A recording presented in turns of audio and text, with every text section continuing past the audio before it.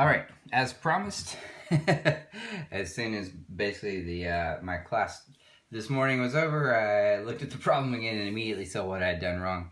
The problem was a notation one, actually. Um, Expert TA is using P sub A as atmospheric pressure. This is at sea level, of course. This is our standard atmospheric pressure. And this P naught for gauge pressure, but that's actually not what I'm used to seeing and not what I'm used to using. The somewhat more standard is to use P naught for atmospheric pressure. And so when I was solving this, what I was writing down didn't make any sense in my mind because I hadn't made that connection. And so that's my fault. Apologies for that. But once I see what's actually going on, this is not terrible. So we are given that this is the gauge pressure in the container. We are given the standard atmospheric pressure, and we're told that there's some delta P max. This number is different for all of you, so I'm just leaving it in a symbol form. These are what are given. And further, to solve the problem, what we have to get is that the pressure at some height of the atmosphere is this P sub A, the standard atmospheric pressure, minus rho GH. So at the top of the atmosphere, of course, well, let's ask ourselves, where is this atmospheric pressure comes from? The idea is if you look at the atmosphere like an ocean, up here the pressure is 0, and all the way down here, at the bottom of the ocean, the fluid ocean, the pressure is this standard atmospheric pressure. So as we go up in the atmosphere, we expect this standard pressure we expect the pressure to decrease. It turns out it decreases as this atmospheric pressure, the pressure at sea level, minus rho GH, where rho is the density of air. We know what G is, and H is the height up which we move. So at the top of the atmosphere, H is going to be whatever this distance is, and I'm going to get PA minus rho GH, which is going to give me PA, gets me 0. So that's where this expression comes from. You don't need to know where that expression comes from to use it, but this is generally how we would approach that.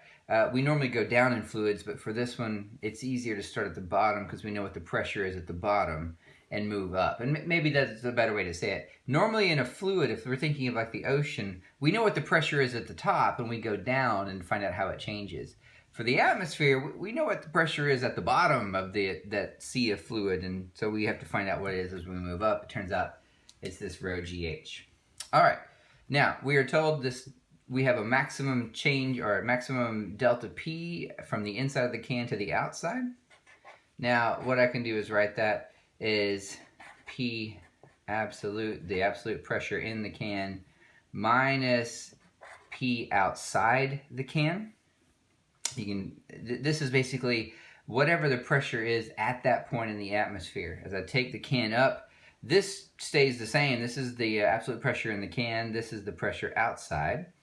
But I can rewrite this now as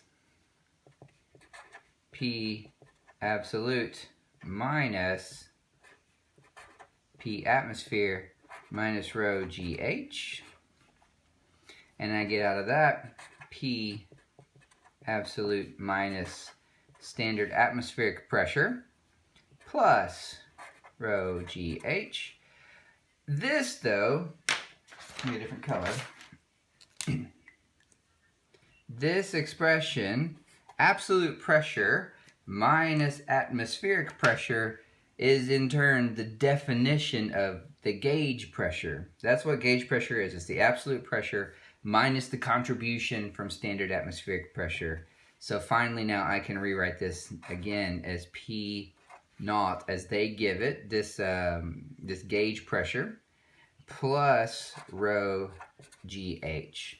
And I know what delta P is. It just remains to solve for H. Therefore, delta P, what I'm given, that delta P max, minus the gauge pressure, and then looks like I'm going to divide by rho of the air, G, that is equal to H. And you, at that point, can insert your numbers and solve the rest of it.